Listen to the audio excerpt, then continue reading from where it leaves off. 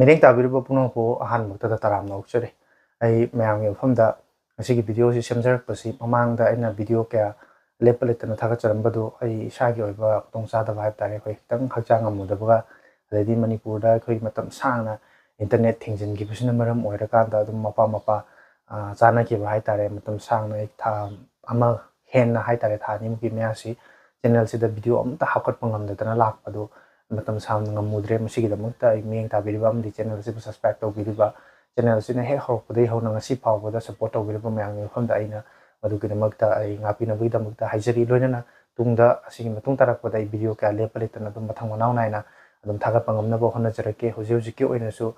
headphone zone hairiba company sigi maikdagi aingonda headphone sing review tawbinaba thagarakpa aina matam khage mangdagi sinaduna leiba headphone na chingba the bluetooth headset na chingba atopa makhal kya gi polom kya mamsu aina unboxing amasung ke review ge video do semjaduna leirabani haiba video sing asi ai mathang manaw naina matam gi matungina adum thagalapang ngamnabo honajage masigi video sidi supnatagi mayamda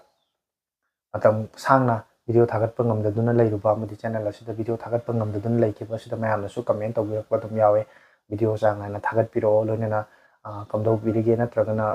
hakchang ngamdaba yawbra haibna chingba Facebook ta dadi video YouTube video singji comment sing dum comment leptana tawbirakpa mayam thengnaje adubu ai matam chana mayamgi reply tawba amadi maduda video semangam hodre masigidamukta su yengbiribu mayam punamakna ngakpigani masigi matung tarakpada thagatkadriba video sing da lepaletana support tawbinaba amadi lakadriba video sing bu taramna khorang ngaibiramna bidamukta mayam famna nolokchari hojiki oina sigi headphone zone hairiba company sigi maikdagi aingonda magi headphone ama haitare ko yam wired headphone yam stylish oiba adugumba headphone ama khaki khogi unboxing review na chingba tongnaba hands on gumba tongnaba gidamakta kano taw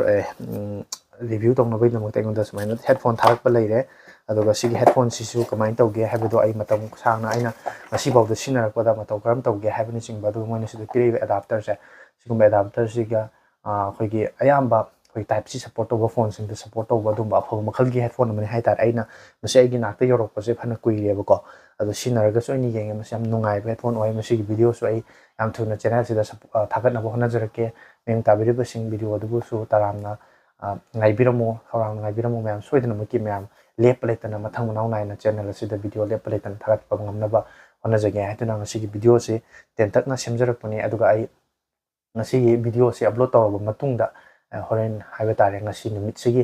tengjalakpa sarukta ai yaragadi mamangai tawkibagumna hanagumna adum channel sida ai live tawnaba honajarake mayamna engbiriba singna ngaibiramo ya ngasi gi numidang haiba tare kasi pung 9 ni matungdagi wiki live tawke na aina hoji fawkyo ni plan tawjari maduda mayamna sanction bira kanda mayamna matam sangna wari sanarudaba communication gap leiruba haitare adugumba singadusu kok ngaba aduga mayamna hangwini buwang sing hanggerpa aduga aigoi wakhlon kya su pongtok sawa yana bagi khudong sabado laumina se mayam punamak ngasigi video sigi matungda tawjagadawa live to su horang ngaibiramo aduga mayam ga wari watai sanabu tanja to lawjage haiduna masigi video matek si thagacharakpani aduga video si matang si loisinjage masigi matungda lakadawa mathang tarakpa matam sing thagalakpa video sing lep pleitana yengbinabagi damakta aigi maikdagi mayam punamak taram nokchari amasung ai ngasigi video si matek si matang si loisinjare